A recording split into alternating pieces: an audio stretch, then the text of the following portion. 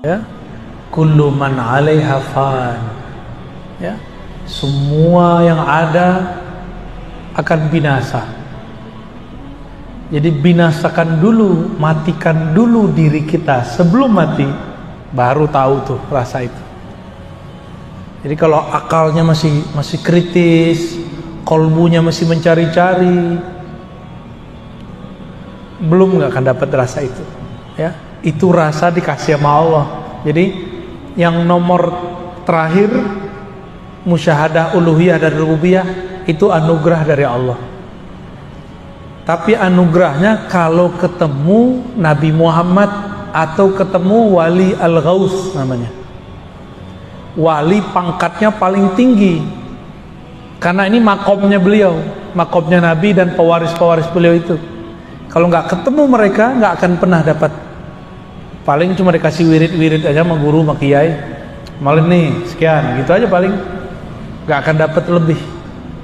Tapi kalau ketemu dengan al-ghaus, wali yang lebih tinggi dari semua wali, yang kolbu dia plok copy paste kolbu Rasulullah, ya, seperti Syekh Abdul Qadir Jilani, Sidi Ahmad Rifai, ya, Abul Hasan Syazili, Ahmad Tijani, itu mereka kolbunya tuh.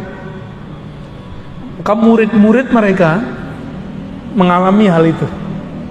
Ya, kalau di akhir zaman ya Al-Ghaus akhir zaman, sampai nanti Al-Imam Al-Mahdi, ya. Jadi itu anugerah dari Allah, nggak usah dipikir-pikirkan. Berdoa aja semoga ketemu mereka, dididik oleh mereka, lalu kemudian kita dihantarkan Allah kepada itu. Amin ya rabbal alamin. Hu Allah hilang kalau sudah baca ahad. Huwallahu ahad. Ahad artinya apa? Dia sendiri, maha sendiri, alone. Kalau Allah itu pencipta, Allah itu nama pencipta. Huwa, kalau ada huwa berarti ada anta, ada ana, ada kamu, ada aku. Jadi huwa Allah, hilanglah huwa Allah, nanti Allah kasih rasa ahad namanya dalam kolbu. Yang terasa sama kita cuma Allah aja. Tapi itu disebut ahwal. Apa arti ahwal? Kondisi. Yang kondisi ini nggak boleh lama-lama, karena kalau lama-lama orangnya bisa kayak orang ngebleng. Tapi dia bukan gila. Dia kayak Laila Majnun. Cerita Majnun itu dia begitu tuh. Kelihatan kayak gila, dia bukan gila, dia sedang waras. Cuma lagi mabuk dalam itu. Nah, orang kalau mabuk di sini, nanti dia menjadi wali majzub. Apa arti wali majzub? Wali yang ketarik akalnya, yang dominan cuma cintanya kepada Allah. Makanya kita ini kalau masih pakai akal semata memahami itu nggak bisa paham. Ada wali-wali yang aneh-aneh. Karena orang-orang kasmaran itu aneh-aneh. Bener gak?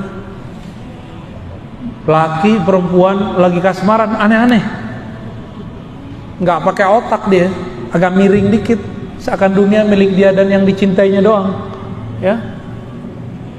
Nah, apalagi jatuh cintanya kepada Allah Subhanahu wa Ta'ala, ya.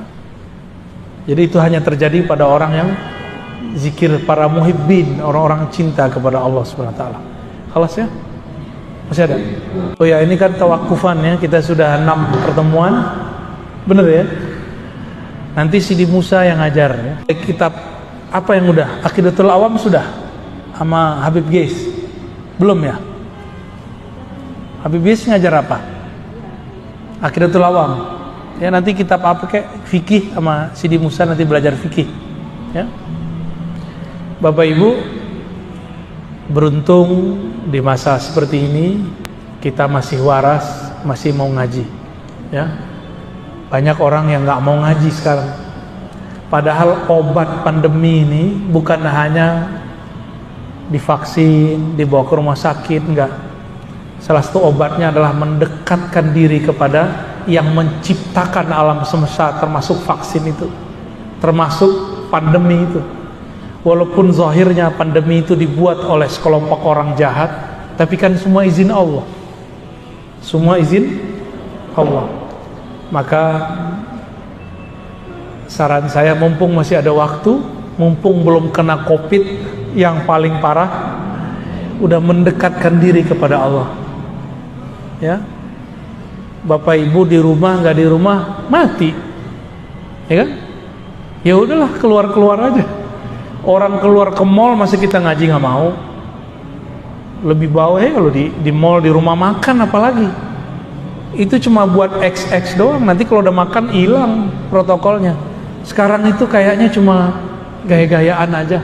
Kalau udah begitu, masa untuk kolbu kita cuma gaya-gayaan doang. Harus lebih serius, ya. Jadi obat dari semua ini cuma satu. Innallaha ma'ana, menghadirkan bahwa Allah bersama kita.